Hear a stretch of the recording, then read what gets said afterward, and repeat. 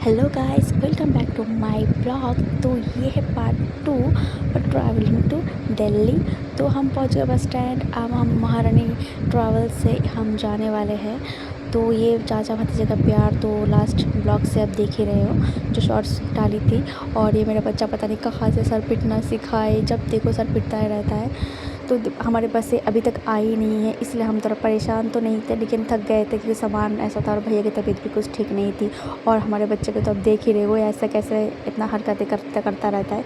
ऊपर से उसके चाचा ने जैसे बाइक पे उसको बिठा दिया, उसने तो उसको अपने चाचा का बाइक ही मान लिया।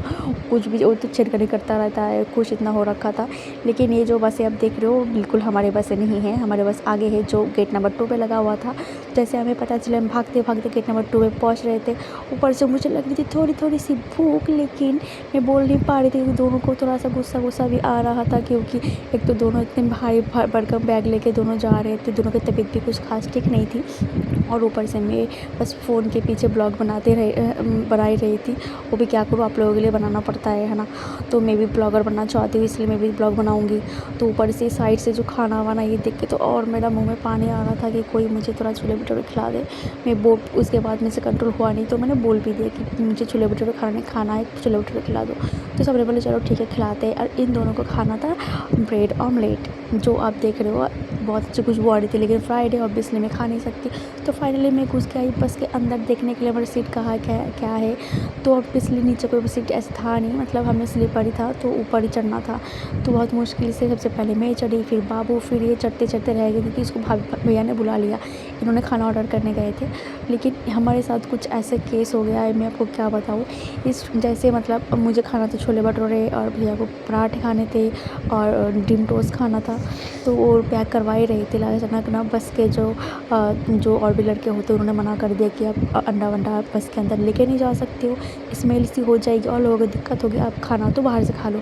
फिर इनका क्या करते, बस से बाहर बैठ के इन्होंने खा लिए।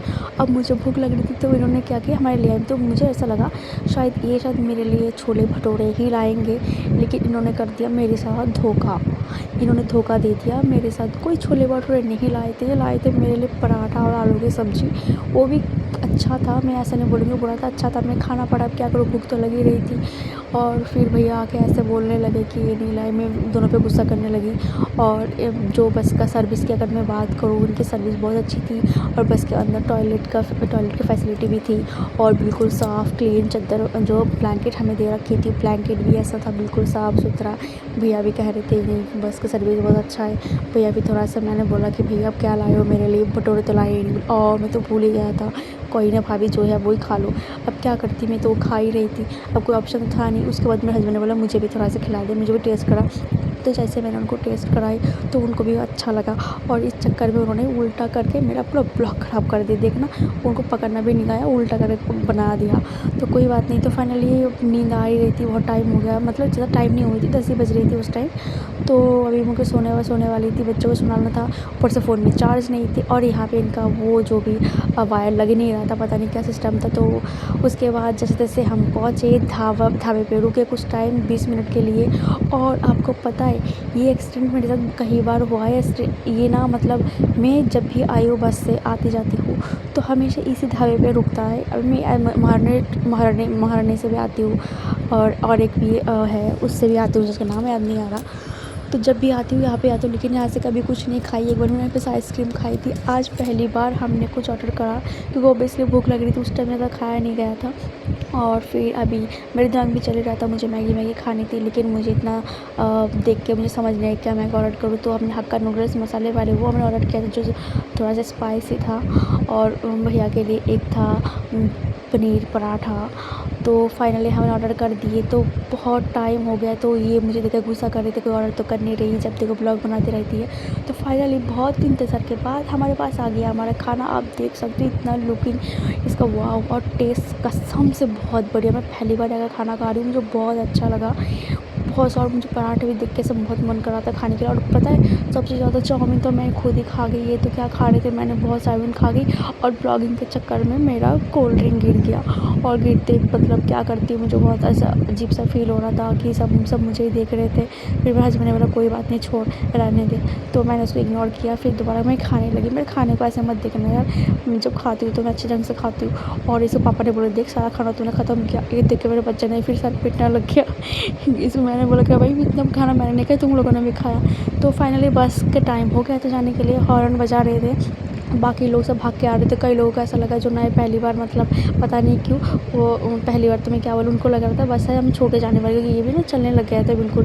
तो सब बिल्कुल डर गए थे कि ऐसा कैसे हमें छोड़ के जा रहे थे। फिर बस मतलब लाइन पे आके थोड़ा रुक गए थे। उसके बाद बस हमारा टाइम हो गया था, हम जाने वाले थे। पता नहीं सुबह कब तक पहुँचेंगे, रात के बहुत टाइम हो गया था इस टाइम। फिर हम बस के अंदर आके हम बस थोड़ी देर मुझे और लेटना था, सोना था। कम्फर्ट बहुत अच्छा था।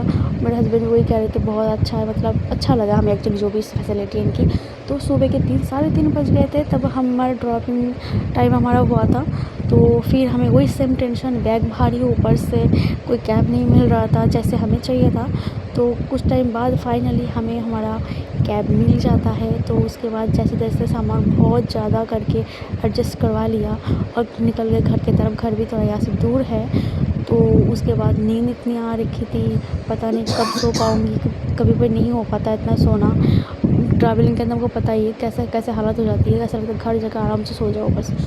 ऊपर से ये लाइटिंग, वाह इतना सुंदर लग रहा था मैं बता नहीं सकती। तो आप वो लाइटिंग का छोड़ो, आप तो मेरी बिल्डिंग देखो, ये है हमारे घर का बिल्डिंग। इसी बिल्डिंग में किसी फ्लोर पे हम रहते हैं, 8 फ्लोर पे। कभी आना हो तो आ जाना। तो मैं जा रही हूँ घर के अंदर। तो मेरा ब्लॉग यहाँ तक ही, मिलते नेक्स्ट ब्लॉग पे। लाइक कमेंट सब्सक्राइब जरूर करके जाना। बाय।